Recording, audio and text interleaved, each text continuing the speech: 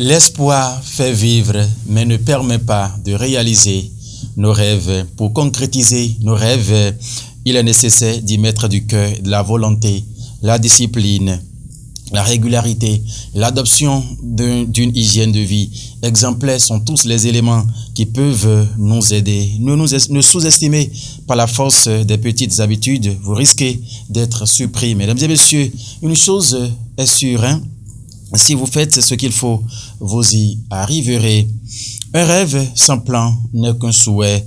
Il est important d'avoir une base solide afin de réaliser ses rêves. Mesdames et messieurs, heureuse année 2023 à tout un chacun de vous fidèles internautes de National TV. Que l'amour de Dieu nous environne chacun de ces jours afin que l'année dans son entièreté soit porteuse de bénédictions divines pour tout un chacun de nous. Bonjour à vous tous et bienvenue à la présentation de la Une, le premier numéro d'ailleurs de quelques parutions qui sont à la une de quelques parutions qui sont parues et parvenues à la rédaction ce matin.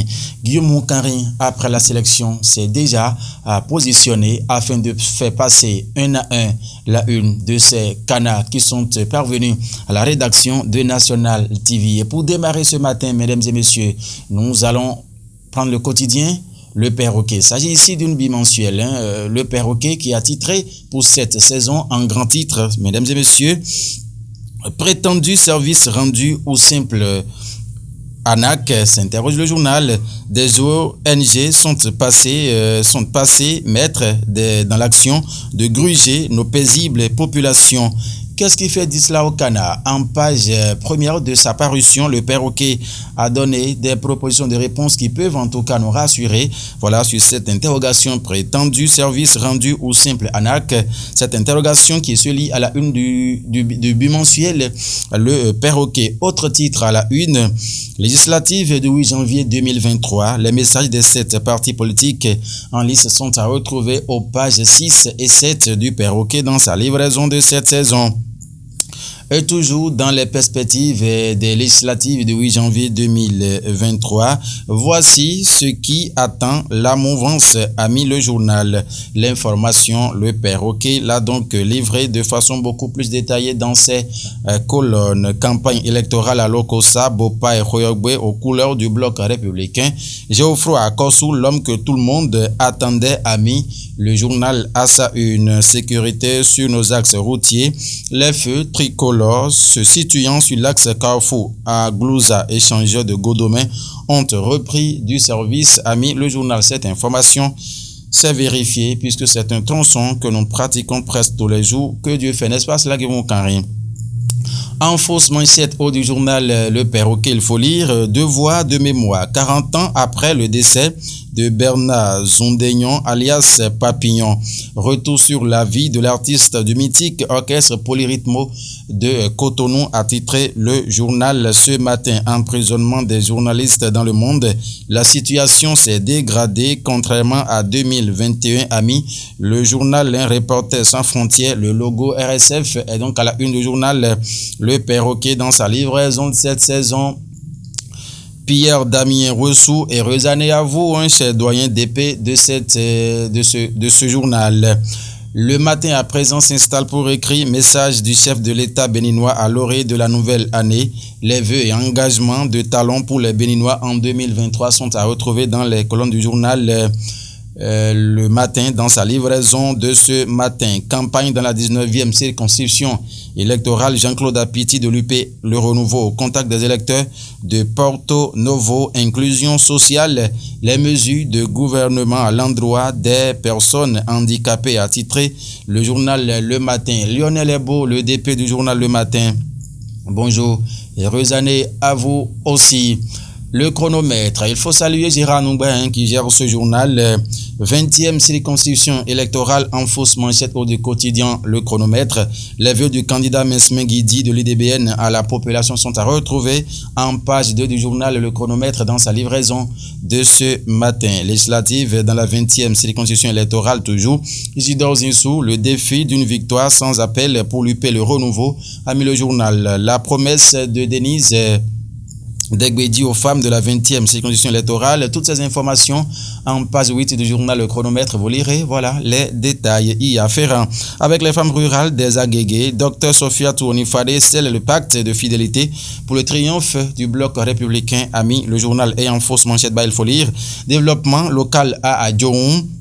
L'ancien maire Roland Darefa en communion avec les chefs de village. C'est en fausse manchette bas. Ce titre est inscrit et les détails sont livrés de façon détaillée. Ah oui, bien sûr, dans les colonnes du journal Le Chronomètre de ce matin. Nous allons nous intéresser cette fois-ci le focus. Wabi Migan qui gère le journal. Bonjour et heureuse année à vous. Législative du 8 janvier 2023, Olga Nobre Vigoureux lance sa campagne. Ce jour a mis le journal, le focus, bien évidemment. Ça, c'est une parution antérieure.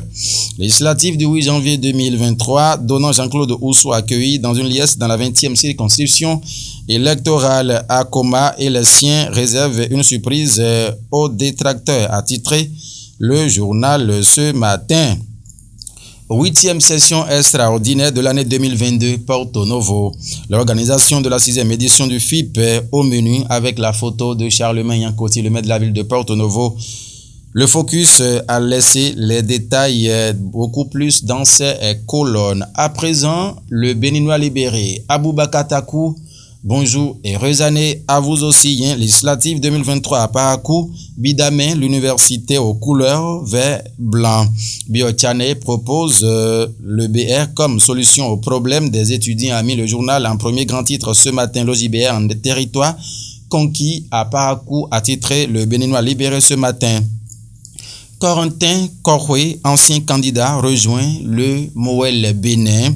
Ayadi a réussi le coup de l'année, a mis le journal ce matin. Avec la photo, sinon les photos du président Moël Bénin Jacques Ayadi et celle de Corentin Korwe, ancien candidat au présidentiel passé.